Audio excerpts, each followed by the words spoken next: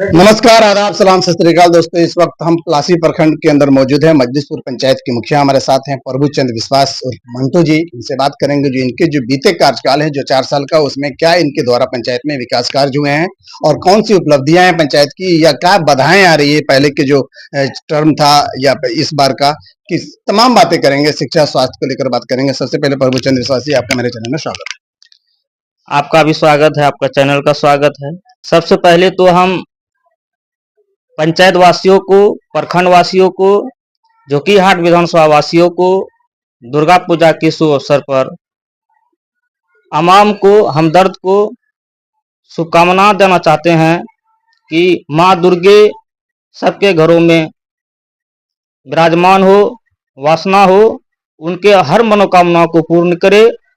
मैं माता जी से आरती करके, विनती करके अनुरोध करूंगा कि उनके घर में सुख समृद्धि की वासना हो। ये थे बहुत सारे इन्होंने अपने कामनाएं की पंचायत को लेकर के, तमाम ग्रामवासियों को लेकर के। सबसे पहले मैं जानना चाहूंगा, जब मुखिया बने आपके, जब अपने पंचायत समिति जब मुखिया बने मजलिसपुर के, तो सबसे पहला चैलेंज आपके क्या नजर आया और क्या आपके द्वारा विकास कार्य?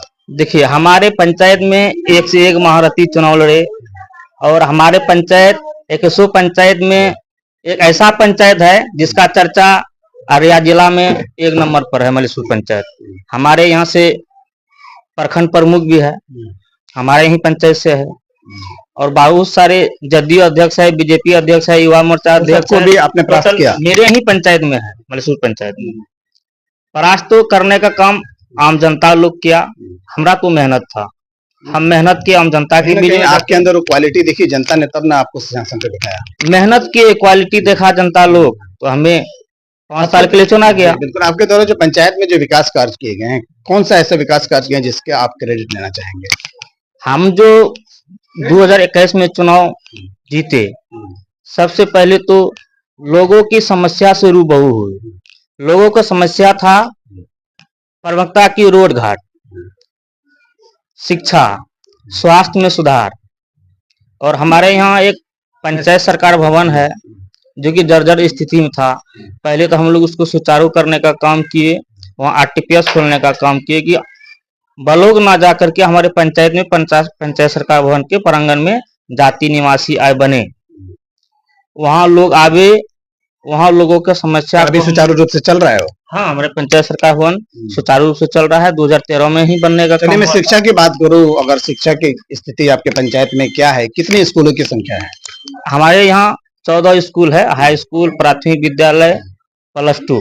क्या है शिक्षा के स्तर, क्या है? कहीं ना कहीं सही सुचारू रूप से चल रहा है? टीचर्स की भूमिका, स्टूडेंट्स की भूमिका? हमारे जो एक स्कूल है चंडीपुर स्कूल, चंडीपुर स्कूल हमारा अररिया जिला में टॉप स्कूल में, नृत्य के मामले में, संगीत के मामले में, प्लस शिक्षा के मामले में 1 नंबर आ रहा है। ये 4 साल के दरमियान में वहाँ बहुत कुछ सुधार होने का काम हुआ है।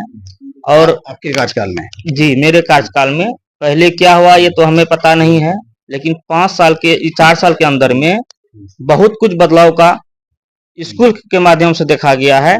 हमारे यहाँ बाउंड्री स्कूल का हुआ, इसके बाद हमारे यहाँ जो लाउड स्पीकर से प्रार्थना होता है उसका सुचारू ढंग से मतलब चलाया जा रहा है। इनके बाद हमारे जो टीचर लोग हैं, पहले तो हालांकि माननीय मुख्यमंत्री नीतीश कुमार भी सुधारने का काम किए हैं कि स्कूल पर समय पर शिक्षक पहुंच जाते हैं। पहले पहुंचने का काम नहीं होता था। अगर 10 बजे स्कूल है तो 11 बजे आता था, कोई लोग नहीं भी आते थे तो उसका हाजिरी बन जाता था, लेकिन अब ऐसा देखने को नहीं। चलिए मैं स्वास्थ्य की बात करूँ, लंबा नहीं करेंगे वीडियो को। स्वास्थ्य की बात करूँ, क्या उप स्वास्थ्य केंद्र कितने चल रहे हैं आपके पंचायत? हमारे यहाँ एक पहले से चल रहे थे, करीब 1 महीना पहले हमारे यहाँ पंचायत सरकार में एसएससी खोलने का काम हुआ है। उप स्वास्थ्य केंद्र खोला गया है जिसमें 2 एनएम सप्ताह में 6 रोज बैठती है जी।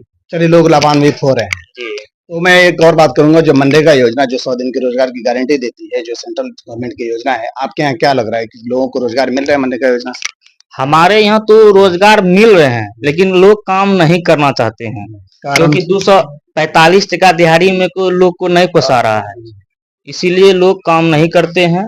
बाहर से लेबर मंगा के हम लोग काम करना पड़ता है ना। क्या इसमें पेमेंट को लेकर भी कोई इशू आ रहे हैं? आप बताना चाहेंगे ये जनप्रतिनिधि? नहीं, पेमेंट में कोई दिक्कत नहीं है, खास करके लेबर पेमेंट जो है वो समय पर दिया जाता है। मटेरियल पेमेंट के लेकर के बहुत सारे मुखिया लोग का कहना है कि इससे कहीं ना कहीं विकास बाधित हो रहा है कि साल भर 1.5 साल लग रहा है, आपके क्या है? नहीं, मटेरियल पेमेंट तो सही में है, 6 महीना साल भर लगते हैं, लेकिन अब जो देखा जाता है कि ये 3 महीना में 2 बार मटेरियल खुलने का काम सरकार किया है, अब भी खुलने वाला है, लेकिन सुधार हुआ है। सुधार हुआ। चलिए, आवास योजना की मैं बात करूं, प्रधानमंत्री आवास योजना की क्या स्थिति है आपके पंचायत में, कितने लोगों को आपके द्वारा दी गई? हमारे इस 4 वर्ष में 712 व्यक्ति को प्रधानमंत्री आवास का लाभ मिला। इसके बाद जब माननीय प्रधानमंत्री जी ने साइट खोला नाम जोड़ने के लिए कि जो भी पक्का विभिन्न गरीब परिवार है उसका नाम जोड़ना है, तो हम, मेरे वार्ड सदस्य, मेरे आवास सहायक, हमारे बीडीओ सर, सब मिलकर हम लोगों ने 2500 व्यक्ति का नाम आवास में जोड़ने का काम किया है। 2500 और नया जीरो टैग हो चुका है। अच्छा, है। आपको पता है कि जो मिलने वाली जो राशि है 1,20,000 की राशि, क्या इससे घर बन पाते हैं या फिर इसका कहीं मिस यूज होता है या फिर इसमें बदलाव की जरूरत है? सर देखिए, 1,20 का जो राशि है वो बहुत कम राशि है। अभी ईंट का दाम, बालू का दाम, सीमेंट का दाम बहुत ज्यादा है, इससे घर बनने में बहुत बाधाएं होती है, लोग ढलैया तक नहीं कर पाते हैं, टीन चढ़ा के छोड़ देते हैं। कहीं मिस यूज भी हो जाता है, कहीं जरूरत में लोगों को खर्च हो जाता है, ऐसा भी आपको नहीं लगता कि अदर जैसे स्टेट में, जैसे प्रधानमंत्री आवास योजना में बना बनाया घर मिलता है, तो हमारे बिहार गवर्नमेंट को भी सोचना चाहिए इसमें बना बनाया घर दी जाए?